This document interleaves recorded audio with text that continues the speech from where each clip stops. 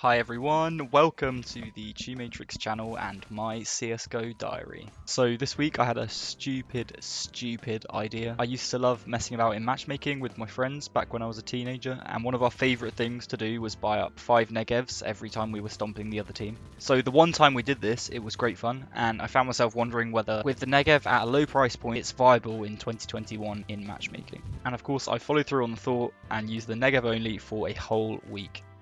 So, what are the headlines? Well, I played 9 games in total over the week, buying a NEGEV whenever I could afford it. Of course, there were many moments like this.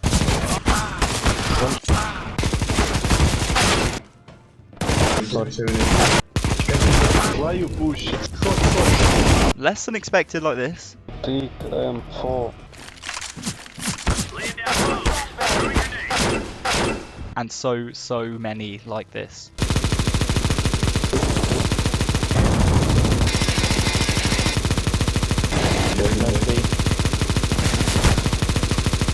Please make it stop.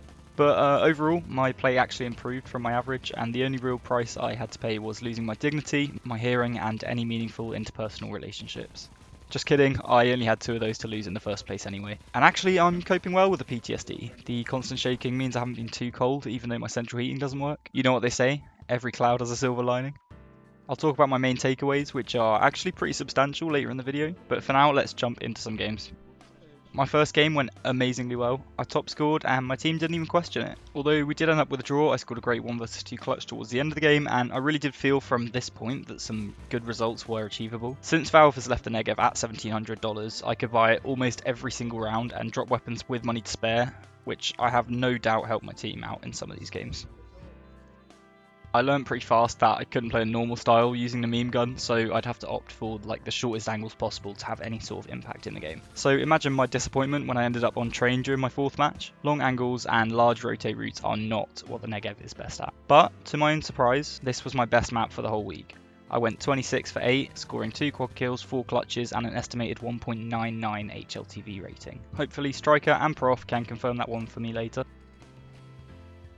In any case, here I was halfway through the week and finding it easier than ever to have impact in rounds. I had to think more carefully about my positioning and hit more first shots to avoid a spray battle.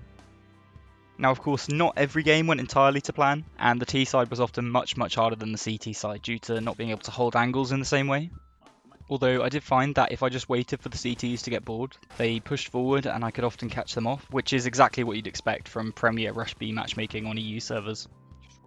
So, despite now finding it harder to sleep than a Vietnam veteran, I am actually glad I completed this challenge. I recently watched a 3 Clicks Philip video about the HLTV rating system, and I was able to calculate my own rating over the last week following this. Big shout out to Dave at flash.gg who helped me fix up my calculations, and I averaged a 1.23 rating over the whole week, with my best match, as I said, being a stonking 1.99 rating, and my worst only sub 1 rating being 0.85 rated, which I'd like to partly blame on my teammate who shot me down to 1 HP for using the NEGEV.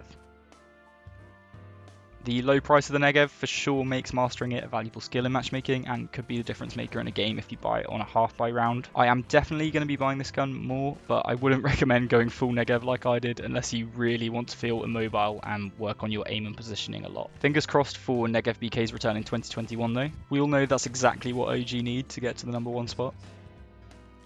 And there we have it, my week in CSGO.